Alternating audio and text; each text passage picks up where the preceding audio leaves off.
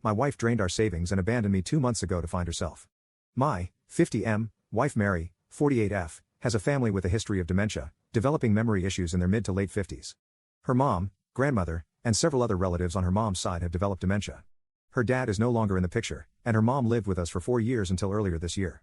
Our kids are independent and out of the house, with the oldest in her last semester of college and the younger one enlisted. The last 4 years were really tough on us and our marriage. Living with someone with dementia is absolutely brutal. We had talked a lot last year about using the remaining college funds, our regular savings, selling or renting the house, quitting our jobs, and traveling for a year or until the money ran out. We just had to wait for her mom to move into a home. I understood her anxiety about developing dementia, and I was burned out. Living through COVID, working remotely, having a wife working remotely, a college and high school student taking remote classes, and a mother-in-law with dementia, try that and see how well you hold up. Space finally opened up, and we were able to move her mom into a care facility. I finally thought I had a chance to breathe. When we moved Mary's mom out, Mary's mental health took a huge downward spiral. I went from caring for her mom to caring for her. She felt guilty about putting her mom in a home and had lots of anxiety about developing dementia. Our plan was to start our travels in the summer of 2024. 2 months ago, I got home, and she had left a note. Basically, she was going on our trip without me. She had quit her job, taken most of the savings, and wasn't sure when she'd be back, maybe a year, maybe sooner. She said she knew I'd understand. Her location is turned off, and my calls go directly to voicemail. All I could do was text the kids a picture of the note. We have our own checking accounts for direct deposits of our paychecks, but we'd transfer most into a joint account to pay the household bills and savings. We both had access to the main savings account, and she had drained it. I waited a month to see if she'd come back, hopefully before she spent our savings. After receiving only one text in the first month, I went to a lawyer. She basically said there was very little to do right now, other than change the beneficiaries of my retirement accounts and life insurance. Hooray, I guess. My wife gets nothing else if I pass away alone while she's having our adventures. It was only a month, and there was no way to serve her papers. My lawyer advised me to keep paying the mortgage and the cars. The cost of trying to get a judge to approve the sale of joint assets was more than making payments.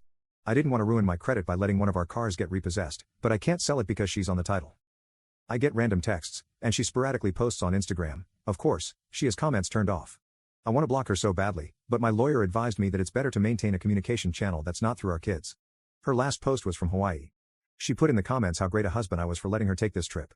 I'm barely making it, paying 2 cars, a mortgage, household bills, insurance, hoping there are no emergencies because I have no savings, and she's enjoying our trip alone. I'm so pissed at her. I helped take care of her mom for 4 years, and when she fell apart after her mom moved into a memory care home, she returned the favor by abandoning me. I'll never get to take this trip and have to put off retirement.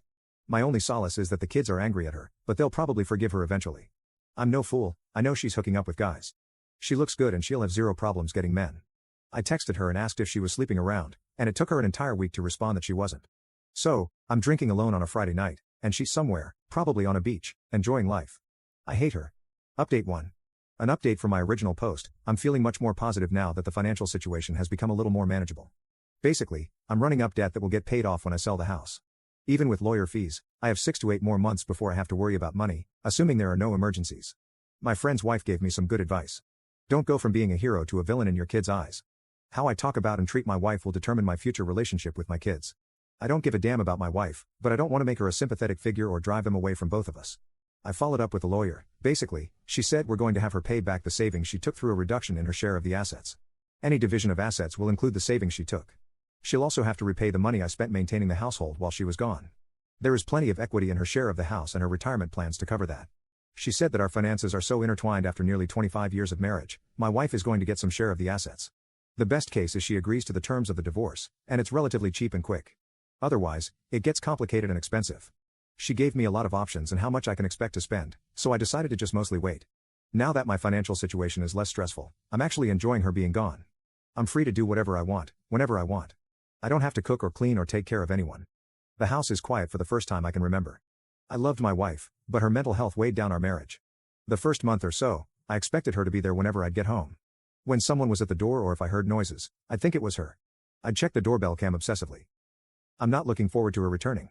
It has to happen, but when she comes back, I'll have to deal with her, the divorce, getting the house ready to sell, dividing all our stuff, finding a new place to live. I'm hoping she'll stay away until after New Year's, but my daughter said she thinks her mom will be home for Christmas. My lawyer will have papers ready to serve her. Hopefully, she'll just agree to the terms and continue her travels.